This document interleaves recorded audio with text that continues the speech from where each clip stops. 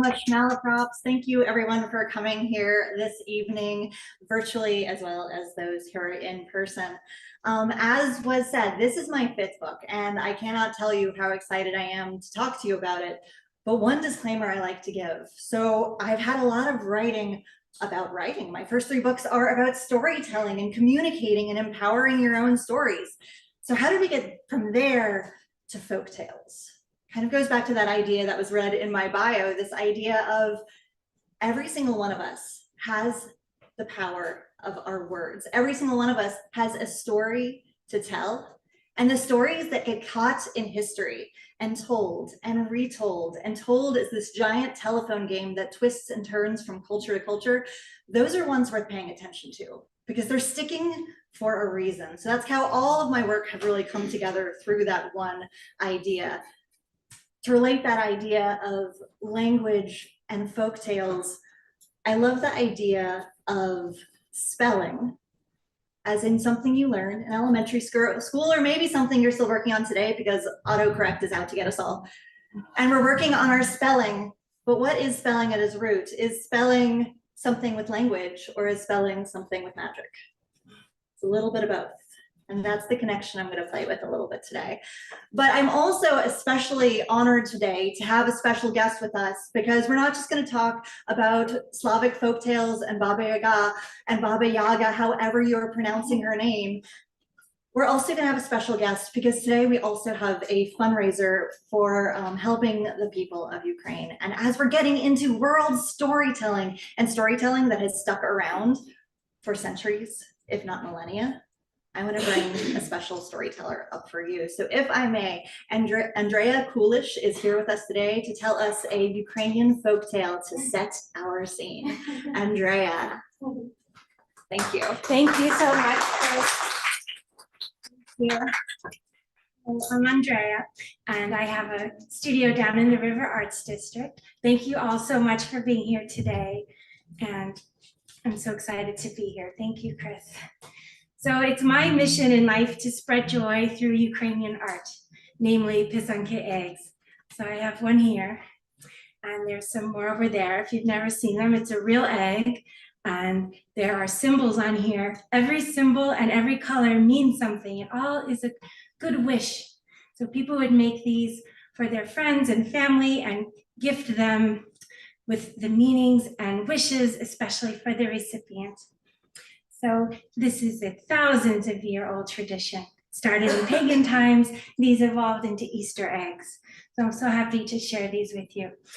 So my mom was an artist, and my family's from Ukraine, and my mom taught me to make these when I was little. She was an artist, she had a store. I'd sit in her class every week and I'd write these pisanki, which are written eggs. It's from the Ukrainian word pisate, which means to write, written eggs, written with wax and dye. So I'd sit in on her class, and every week she would tell a special story, the legend. So this is an ancient legend that goes way back as long as the pisanki do. So it is said that chained to a mountain in Ukraine, there is an evil monster, and his chains are so tight. And every year he sends envoys out to see how many pisanki are being made in the world. So the more that are made, the tighter his chains get, and the less evil that goes into the world. So not only are we making these eggs, but we're helping save the world one egg at a time. And it is said that the fate of the world depends on the pisanka. So that's my favorite story growing up, but I think I might believe it. So I do. Thank you, Kris. Thank you so much for sharing that. And it's stories like this, stories that have existed not just in modern pop culture, but have existed for centuries, if not millennia. That is where so much intrigue lies. My last book that came out was a novel, and that novel was called The Baba Yaga Mask, and it's a dual timeline story going between the present day and World War II Ukraine. it's a World War II story that I feel like a lot of American audiences don't know, and that's where I felt compelled to tell that story. And as I was meeting with book clubs and bookstores and library groups and so many different people, this character of Baba Yaga kept coming up, because in my novel, she is a character, not an immediate character in the novel, but she is a folk legend that my protagonists, the family, is obsessed with all of her legends, and they are a driving force of kind of codes of bravery as they whisper these old folk tales to each other. But as I met with so many groups, so many people told me they'd never heard of Baba Yaga, or they had never heard of her besides John Wick's code name is Baba Yaga, or they saw her appear in a Hellboy comic, or they saw her appear in a Puss in Boots episode. And she is popping up everywhere in pop culture lately if you're paying attention to her. But who is this character? And that's where this new nonfiction story came from. So Baba Yaga, at first glance, if you know nothing else about Baba Yaga, there are a couple details that you should know. Baba Yaga is classically in the folk tales an old witch that lives in the woods in a hut that stands upon chicken legs. So think on that for a second. A hut that stands upon chicken legs. And this hut, if someone were to approach this hut and Baba Yaga didn't want you to be there, the hut would stretch itself up on its chicken legs, scratch the dirt underneath, rotate itself around so you couldn't find the front door. Now, if you were really, really persistent, the hut would stand up and run away deeper into the woods, so you really could not be found. Although, who among us hasn't wanted that house at some point or another that we could just, please don't come to my door, I would like to be alone right now, thank you very much. This is relatable, right? The other piece of Baba Yaga that a lot of people know about is while she is a folktale witch in the classic sense, she does not ride around on a broom. Does anybody know what she rides around in? She rides around in a giant mortar. So think about your classic apothecary. Think about in your kitchen, what you're making your guacamole in, whatever you're using a mortar for, whether you're mixing herbs and pulling out their essence. A mortar is a giant, always stone, metal, endless possibilities of material, but it's something you would use with a pestle to grind something in. A mortar is a piece of transformation. When you get down to what it is being used, it is making things into medicines, it is making recipes, it is making ointments, it is making some really good guacamole, it is making whatever you need to make. And this idea of Baba Yaga, she has this chicken-legged hut. She travels around in a flying mortar, using a pestle as a paddle, moving through the air. Every once in a while you hear a story about her having a broom, but the broom is only there to fly through the air to sweep away any tracks that might be there. She's never riding that thing. So if you think of nothing else of Baba Yaga but these two details, you first start to realize she's not just some classic storytale witch that we know about. She's not something Walt Disney has tackled yet. She's a little bit different. And she's also different because she's not the spirit of pure evil that we think of many classic storybook witches. What is a witch except for something that's purely evil? No, Baba Yaga is so much more complex than that. And I'll bring you back in time a little bit because her folk tales have been told generation to generation to generation for a long time now. But I'm going to bring you back in history to the first known written record of this character, Baba Yaga. Baba Yaga first appeared in writing in 1755. In 1755, she appeared in a book called The Russian Grammar. So see, Baba Yaga and I have deep roots. My first book was in grammar, her first book was in grammar. This is our deep connection. But when she appeared in this book, it was a book for school children, and they were learning all sorts of things, grammar, of course, but it was also a lesson book.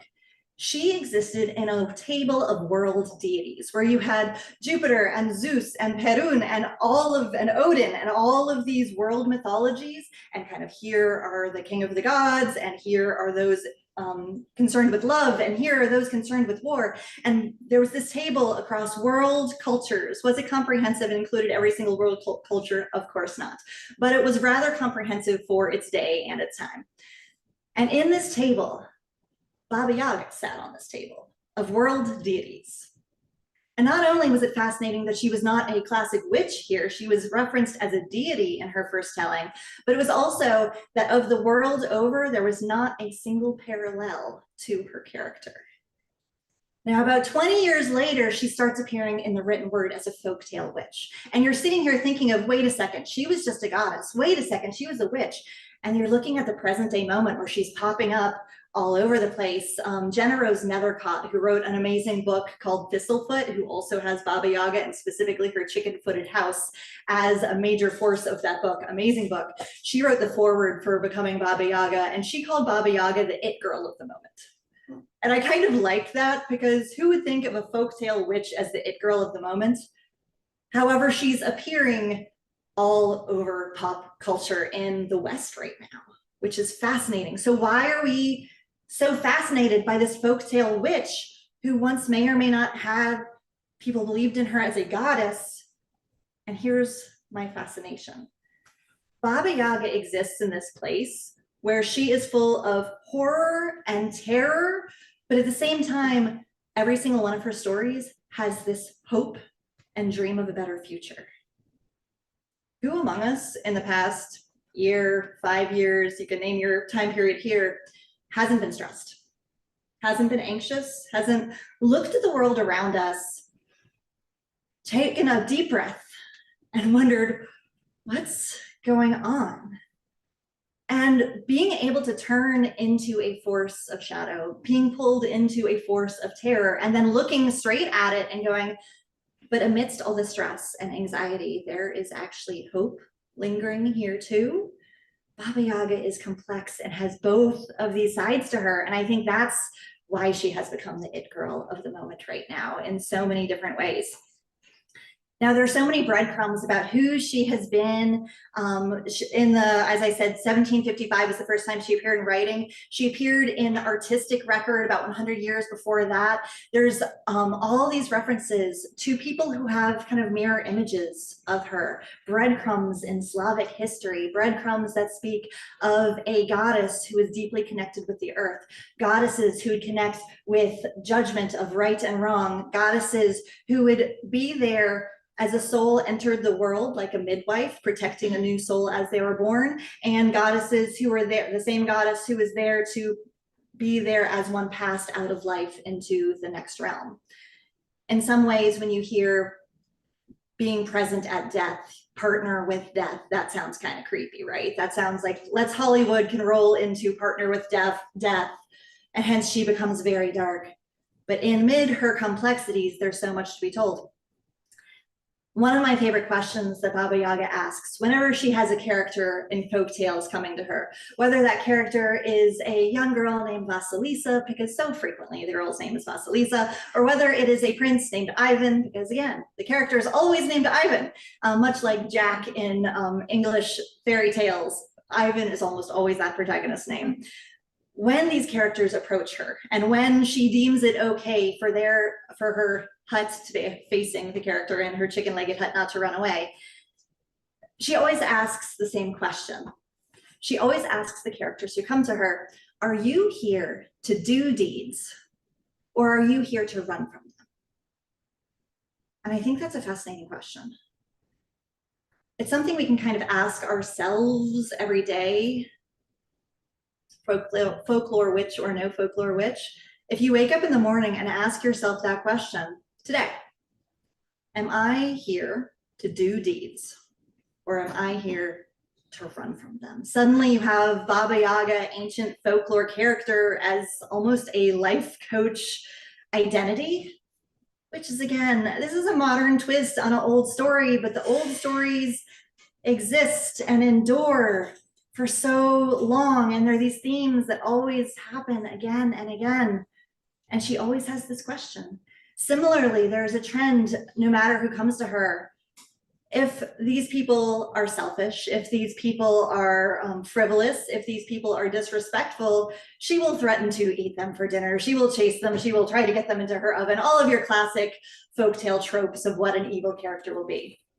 However, in the Baba Yaga tales, if someone has 4 consistent traits, if someone proves themselves respectful to this old woman, if someone proves themselves kind to those around them, if someone proves themselves brave, and if someone proves themselves hardworking, then Baba Yaga turns almost into a fairy godmother type character where she suddenly will help. Will she help in a dark and sometimes creepy way? Yes, because she is a witch of the woods and she has her dark ways. However, consistently through the stories, if you have those 4 traits, if you're hardworking, if you're brave, if you're kind, if you're respectful, the darkest of the darkest scary witch of the woods will become your friend. Again, life lessons hiding within old Slavic folklore. If we present these to a stranger we might meet, person on the outskirts of society, would we be the better for it? Would they be the better for it? There are lessons to learn here. There is such a joy in being able to write not only the explorations of cultural upheaval and self-empowerment and feminism and what is it that we want to teach our children, and that why folktales have endured for centuries. That mix of this book, I've been overjoyed to also pair that with the folktales themselves. So often in these stories, you can have a collection of folktales or you can have an analysis and historical nonfiction. But I had the opportunity to write these side by side, where we're going to explore the mythology and the folklore legends, but we're also going to look at the analysis of the history. This book, I was so honored when it was called Yuval Noah Harari meets Brene Brown with macabre twist. Like that's kind of a fun place to go with us. Stories migrate just like people. The stories that we tell our children today often come from other places. The stories of Baba Yaga exist across Eastern Europe, and that is spreading. So often I have questions about, well, isn't Baba Yaga a Russian witch? Well, yes, she is a Russian witch. She's also a Ukrainian witch. She's also a Slovakian witch. She's also a Polish witch. Baba Yaga is a folktale that does not have modern boundaries. There is a long history of Baba Yaga stories and all Slavic folktales being called Russian folktales because in the 1800s, there was actually a lot of publishing relationships between Moscow and St. Petersburg and London. So the translation record was flowing. The translations of folktales, just like the Grimm stories from Germany in the 1800s, were really flowing. There was a relationship there. So that's where relationships of folktales in the heights of folktales in publishing had their day. But just because Baba Yaga exists in many translations that came from Russian, she is definitely not purely a Russian witch. She exists across so many places, across so many times. So personally for me, when I get questions about who Baba Yaga is and why we should care about her in the modern day, I have countless answers to that question, because she is a fierce woman who refuses to say no, who refuses to have anybody tell her what she can and cannot do. And think about all of the women who have existed in society, present day, but going back in history, if someone is on slightly the outskirts of society, if someone is an older woman and she might have some wild hair, and I'm not saying that personally, if someone is not fitting the norm, so often that person is ostracized. But in so many of the Baba Yaga tales, she is not only ostracized, but she is also noticed as this figure of wisdom. For generations, people have noted her as this figure of wisdom, whether she is a folktale witch and Prince Ivan and he is seeking out the firebird and he's trying to find the person to find it, and Baba Yaga is the only one who can help him. Or whether she is understood as, prior to folktales, in this role of a goddess, where she is being sought out to judge of right and wrong of different situations, to help people in different moments of their lives. So one place I love to kind of wrap up this tale is in 1806, I believe. There was a Baba Yaga story that came out. So keep in mind, her first note in the written record is 1755, but 20 years later, you start seeing her in folktales. And about 1805-ish, a new folktale appeared from Baba Yaga, and it was the origin of Baba Yaga. And in this origin story, we have this tale of the devil who wanted to see the essence of evil walk upon the earth. So in this story, he found the 12 nastiest creatures that he could find from across the earth. You have to brace yourself for the next part. So he finds the 12 worst people, and these are women. And he finds these 12 women, and he puts them all into a pot, boils up the pot, breathes over the boiling pot, breathes in their steam, spits it out, and there is the essence of evil on earth, Baba Yaga. And so there's so many things to say about that story. One, you have to look at, as with any story we are told, and things we should remember when we're listening to news media, whoever is telling the story, we need to analyze that. If the origin story of Baba Yaga appears in 1805-ish, okay, that's clearly not her first story. There's all this record of her early on. The existence of the devil in her story as a character shows this clash of Christianity and pagan beliefs of, okay, we're bringing the devil into the story. She's a partner with death. Clearly, she must be this evil character. We're seeing all of this malignment of evil purely must be coming in female form. There's so much to unpack with this. And every single tale that I tell within my book, I have my own modern twist, because I feel like there is no classic version of a folktale, of something that has existed in the oral tradition for hundreds, if not thousands a year. What is the first version? We don't know. So in every one of my retellings, I twist the tale just a little bit. I own up to every single twist that I make, but we're adding one more twist to the telephone game. We're adding one more link to the chain that is containing the monster of good and evil in the world. As Andrea was telling us about earlier, sometimes it's in eggs, sometimes it's in stories. When you look at the telephone game of history and who Baba Yaga has been and who she will become, it's a game that exposes who we are as humanity. Because we think of ourselves in this modern day world having the answer to everything we could possibly want to know in our pockets. We have computers that we carry around with us that have every answer that we could ever hope to have. But then you hear a tale that has existed for a long time, and Baba Yaga is not the only one by any means. World storytelling is full of tales like this that remind us of who we are as humanity, our hopes, our dreams, what we want out of our families, what we hope for our children, what we hope for the future, the emotions that we have, that has not changed in hundreds, thousands of years. And when you find an old character with wisdom, even if she might be a little dark, there's so much we can learn from her. Before I keep going, I will take a momentary pause. Do we have any questions about the research of Baba Yaga or any of her stories or where she has been in time or anything like that? Yes, ma'am? You mentioned that she's popping up in different places in contemporary life. Can you give a few examples? I'm curious. Absolutely. So as I mentioned, there was a recent international bestseller called Thistlefoot by Jenna Rose Nethercott. Shop indie, buy from Malaprops. Go check it out, everybody. But she's popping up in a lot of different places. My favorite one to reference that a lot of people are familiar with is the John Wick video series, so the film series. John Wick, of course, he's like all these dark underground influences and all these things that the world that he is living in, and he has a code name. His code name is Baba Yaga. And you have the subtitles underneath because there's a lot of Russian spoken in that film. And there's subtitle underneath of what does Baba Yaga mean? Baba Yaga, subtitle, boogeyman. And those of us who know anything about Baba Yaga and her feminist spirit and her modern fight and all of the goodness in her, as much as her rebellion, everyone among us gets a little upset at that one. We want to say, well, you can't really have my entire book as your subtitle, so I understand she's a complex character.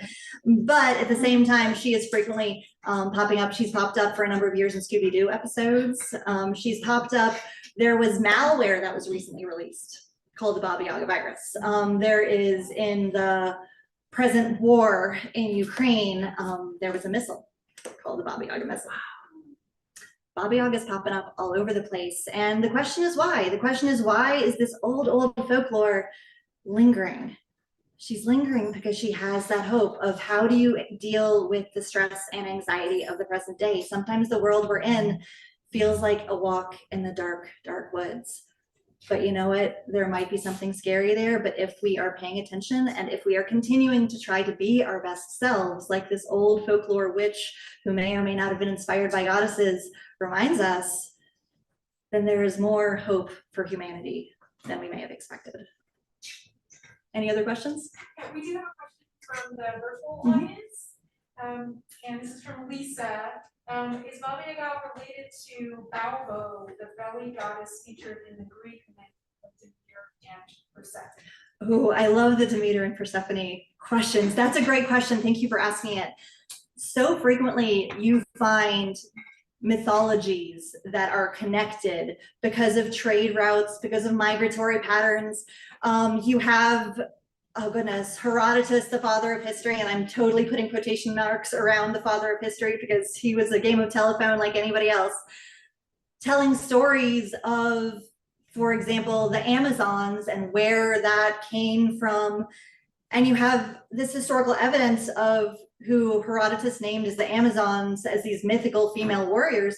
And there are digs that have happened in the past 20 years of female horsemen around the Black Sea, who were buried in mounds where they were clearly revered figures with jewels, with arrows and bows, and they were bow-legged, so they clearly had had a life on horseback. So you're seeing all of these legends and myths from far away having influences on the tellings that we hear. So again, when we hear about this goddess who is the goddess of the dead, but she also comes back to life in so many different stories of Baba Yaga. She is a spirit who ushers in the fall and all of the death that happens in the fall. But then she also must be there for the rebirth, hence the connection with Persephone, which is a wonderful connection. There are a lot of little places where they come close and they step away from each other. A lot of historians and analysts actually do connect those two myths. But when we start getting back into the mythology and the records of 1,000+ years ago, was it all down to that one traveler who told the tale? Do we know which came first? We don't know who came first, but there are a lot of people who are absolutely connecting those two stories. So that was a really good question. Is there? Yes. This one actually is just for me. Can you talk a little bit about how much research you did, how much information you found compared to what actually ended up in the book, and your process in terms of making those calls? Absolutely. So the funny thing was, with this book coming directly after my novel, The Baba Yaga Mask, is in that book, when I was confronting the stories I've been told about World War II in Ukraine since I was a young child, the stories I knew from dinner time conversations. And we all have those family stories that we've heard our entire lives, that people have always told. And you don't always know, where is the exaggeration? Where is the tall tale? Where does the family story meet the historical accuracy? So for the Baba Yaga Mask, my novel, I was really overjoyed to explore that history and looking at, okay, well, what was actually happening in June of 1941 when on this side, the Soviets left on this side, and on this side, Nazi Germany came in, and you have Ukraine declaring, this is specifically in Galicia in Western Ukraine, for 2 weeks in 1941, Ukraine was an independent country. For 2 weeks in 1941, the last time foreign forces invaded Ukraine. And that was the moment my novel was in. And so I dug into that history, and I love doing that research to figure out, where do the stories overlap? And this nonfiction exploration got to take that even further, saying, okay, well, I know historical pieces, I know Ukrainian traditions and Ukrainian folklore. I remember growing up and hearing from my grandparents stories about witches that were in similar veins and different veins. And I'm putting together all of the publication history I can find. I'm looking into academic peer-reviewed journals across languages, more languages than I can count, and looking at the translation records and figuring out when some of them, you have peer-reviewed journals in languages that are not yet translated, starting out with just kind of a loose, is this anywhere in the right territory, using Google Translate AI to, is this even close? And that was kind of my first indicator is this something for me to look into or not? Because that's not an academic's research tool. But when you're starting to skim a whole lot of things, using Google Translate will be, okay, that's something in the right direction. That's something that clearly is not at all related. And then actually starting to look into other academics and researchers and who has good translations of these things. And really digging into about 7,000 years of history are in this book. It goes back to early settlements around the Black Sea, where there were statuettes that were made of more complex pottery than what they made in ancient Egypt when the pyramids were made. And of this ancient complex pottery, it was a civilization called Tripolia that the world doesn't know greatly a lot about, because it was a civilization that does not have standing monuments, does not have standing architecture, but so much of it was burned down, whether it was a ritualistic burning or whether it was a wartime burning, the archaeologists are still working to figure out. But among the evidence of the society around the Black Sea were all of these pieces of pottery. And so many pieces of these pottery points to this divine female figure who is there to help souls when they entered the earth and souls when they departed. Souls that were very much linked with a bird type character, which may or may not have later, thousands upon thousands of years later, grown a house and had those were its chicken feet. Who knows? There are so many breadcrumbs of history, and linking them all together is fascinating. One of my favorite ways, a historian and literary historian named Andreas Johns looks at Baba Yaga, and he has equated her with the idea of a plow, because what does a plow do? Well, first, it's a human invention. So he's kind of looking at her folktale pieces. A plow tears apart the earth. You have the earth and it is pushed and crumbled and torn and thrown to pieces, so something new can grow.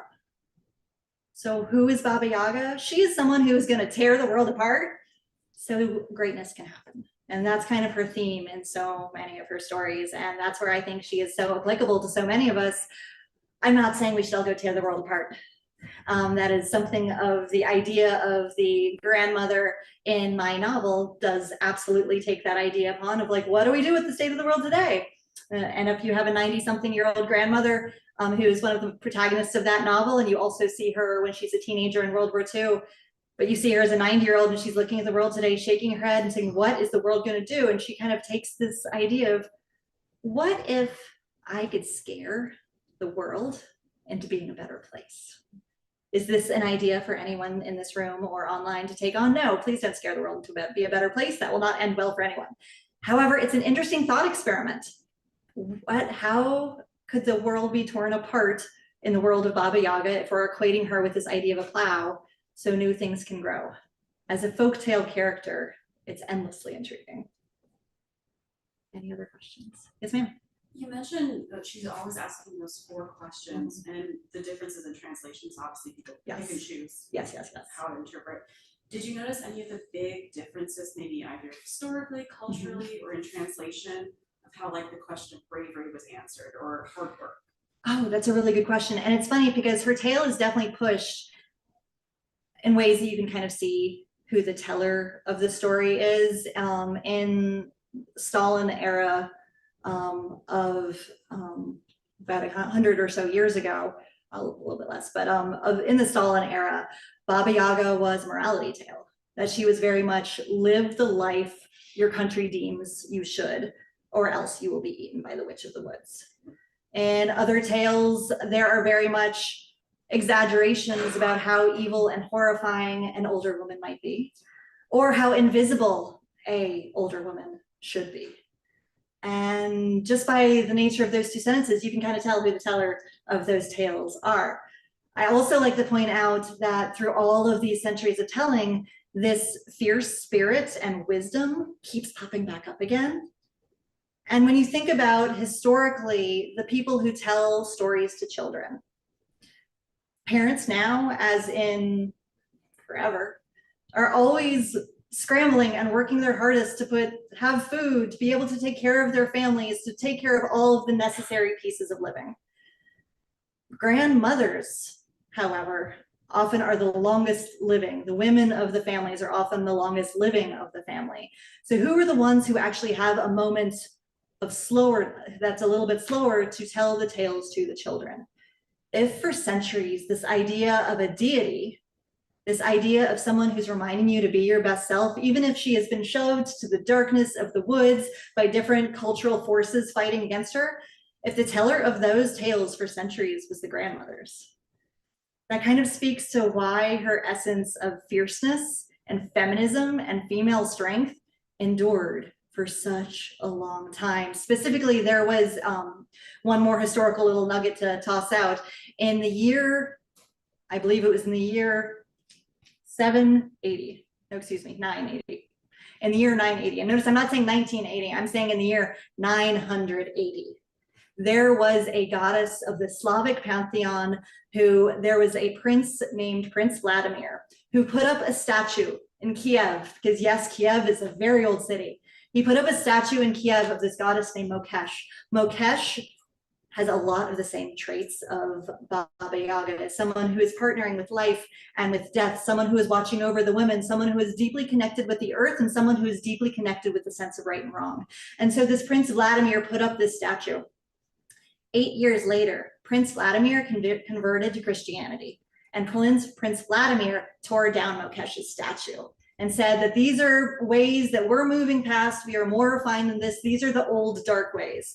And suddenly this idea of a goddess named Mokesh, and there's many other examples of similar goddesses that have battled with different religions in this region, suddenly this goddess is pushed out to the regions of the woods and the darkness, and suddenly you have this fierce spirit who's not going away. Just depends on the teller of the tale. And I think modern day is having so much of a resurgence of Baba Yaga tales, and there's so much more we can continue to learn from her. Yes, ma'am. What influence does Baba Yaga have on the role of women in Slavic societies? I don't think of them as being matriarchal. I think of them as being very patriarchal. So what role does she play for women today in inspiring feminism and strength? And that's a great question also. When it comes to female strength, and I'll speak to just Ukrainian society specifically, because that's my background. When you look at leadership and governments, it's a different answer than the household. I come from a long line of fierce Ukrainian women who are deeply respected for their wisdom, for holding their households, their communities, their towns together. People who are fiercely smart, people who are fiercely independent, who are endlessly hard workers. And I think there is such pride in Ukrainian women that can do anything. There was a video that was out shortly after Russia annexed Crimea in 2014. There was a video out of these Ukrainian grandmothers. The word in Ukrainian for grandmother is Baba. So when we're talking about Baba Yaga, that's half of it. There was a video out of these 4 or 5 Ukrainian grandmothers who had formed a band. And they had on traditional Ukrainian embroidery, and their top halves were completely traditional Ukrainian costume, but their bottom half they had on camo pants, and they had guns slung over their back. And this whole song was like a modern Ukrainian rock song almost, with sung by these grandmothers about, we got this, boys, we're going to take care of our country. There's just this inherent depth of strength in Ukrainian women in many of these other regions. To take it out of Ukraine, when you speak of Russia, you speak of Mother Russia. That idea of deep female strength exists in these regions. Again, not to say that it has come out in political leadership, but there's a deep respect for the female in my experience. And I think Baba Yaga definitely holds on to that. Yes. I was curious, you keep mentioning like media, you said Disney and stuff like that hasn't really tackled like Baba Yaga in general, but I was just curious about you taking influence from a lot of modern stuff that does have Baba Yaga-esque or things that align with that. Just was thinking of like all the Studio Ghibli stuff. There's you know, Howl's Moving Castle that has a walking castle. Yes. We have Spirited Away, where Yes. Baba Yaga is actually in there. Yes. And what you're talking about, like how, someone's got to be, have the 4 characteristics. That little girl carries those 4 characteristics up to Baba Yaga to get a job. So that's like all kind of pieced here in modern media. And even I'm just curious, like, you say that Disney hasn't tackled that, but also they kind of have a little bit. Valid. I mean, like Brave has a witch in it. It's kind of, she's mysterious and disappears after doing the potion and stuff. I'm just curious. What, I guess, long question to be shortened up is what modern tech stuff did you take from to write your book here? No, absolutely. So I guess when I should say, when we think of one-dimensional classic Disney witches, that's what Baba Yaga is not. So that's the different version there. When you think of Snow White's evil queen, when you're thinking of early Maleficent, not Angelina Jolie Maleficent, early Disney, when you think of a folklore witch, there's no depth or characterization there. Early Disney, that's a fabulous clarification. But yes, in the modern day, and you have Orson Scott Card's Enchantment, there's so many, really, it's the past 20 or so years, Baba Yaga keeps popping up, and sometimes she is this very flat, one-dimensional, she is evil. But there are all of these places where her complexities are starting to trickle out, and the world needs to know the larger depth of her story than the John Wick translation of Boogeyman. And she is this fierce spirit. And again, she is a spirit of self-empowerment in so many ways beyond the darkness, because you can't get away from her darkness. She is a dark, dark soul. But sometimes when we live in a dark world and we're overwhelmed with depression, anxiety, stress, sometimes asking ourselves that question, okay, this is rough, whatever it is that you're going through right now, this is a rough moment. But whatever it is you're going through, you can move forward by doing something, by doing a deed, or by running from it. And if you look into what is the stress, if you look into the darkness, if you look into the face of a Slavic folklore witch, then maybe that's a little life lesson to take away from it. Sure. Yes. Can you tell us, I know you've already talked a lot about the research, but the other question that comes up is, can you tell us what, if anything, you discovered since you grew up with these stories, what, if anything, you discovered as you were adding on research that surprised you or seemed or was unexpected based on what you already knew? I think the modern fascination with Baba Yaga as a feminist empowerment figure was probably the most surprising piece of her puzzle, because I grew up in a world where my grandmother believed Baba Yaga was a real character in the woods. And that when she was a little girl in Ukraine, and perhaps she was imperfect, perhaps she made mistakes, perhaps she was not always the most straight and narrow of girls, if she would take a shortcut through the woods, my grandmother tried to keep her head down, and she walked on the path, and she had a legit fear that Baba Yaga was going to come and get her, because she was not always the best of children.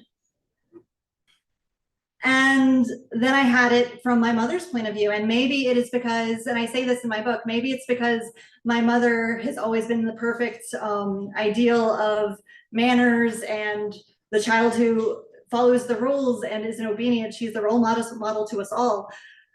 If she didn't have fear Baba Yaga like my grandmother did, well, that could easily be because my mom was a really good kid. I didn't hear of Baba Yaga as someone who was a real person to fear. I learned of her as a story and didn't realize my grandmother's understanding of her until much later on. So I think that movement of her from just a character who has endured to a character of why has she endured? What is my personal family history of belief with her? And I wish I could have a conversation with my grandmother, who is no longer with us, about Baba Yaga and what she was thinking when she was a little girl and how that changed over time. But yeah, it was definitely a journey of personal exploration as much as historical exploration. I also discovered that I have always had a deep fear of Canadian geese. And there are many Baba Yaga stories where she has dark geese who will go and catch the children who are not behaving well. And I think this was simmering in my blood my entire childhood, and I just didn't know it. And that's why I've always hated Canadian geese and been terrified of them. Much respect to the Canadian geese, but they freak me out. So I'm thinking, you know what, maybe there's just something simmering in my blood there that I didn't even realize. Perfect. Yes. So, and this will be our last question unless someone pops up with something, but can you just tell us what you're working on now, unless it's super secret? No, absolutely. Yeah. Absolutely. So as I've said, I have had a little bit of a movement from examining, empowering your own story, whether you're a fiction writer, whether you're writing your family story, you're writing your family history, or you're writing the best ever email to your boss. I've written books about all of those pieces. And then when I jumped into my fiction and nonfiction here, I'm looking at world storytelling. Everything I do really does fall under this umbrella about how well-written words and well-told stories can change the world, whether it's your specific world, your household, your country, your state, wherever you want to take that, or how those stories that have stuck around have really stuck around for a reason. The next pairing that I'm looking at is actually just like the Baba Yaga Mask in fiction and becoming Baba Yaga in nonfiction. Both of them are standalone. If you're a fiction person, nonfiction person, both are standalone, but they pair beautifully together. My next pairing is going to be looking at a similar dual timeline novel moving between the present day. This one is actually moving between the present day and 1930s Appalachia. And looking at the mental health systems in America, and a character who is in love with Lewis Carroll and the Alice in Wonderland books. And then the follow-up nonfiction will actually be an examination of the Alice books and Wonderland, and why Wonderland is an obsession for so many people and what it can still teach us all. Bless you. Thank you for that. Yeah. Any last questions before we move on? Okay, thank you so much. Absolutely. Yeah, and I'm sorry. Oh no, that was my final words. Okay. Thank you everyone for coming. Thank you everyone who is online. Yeah.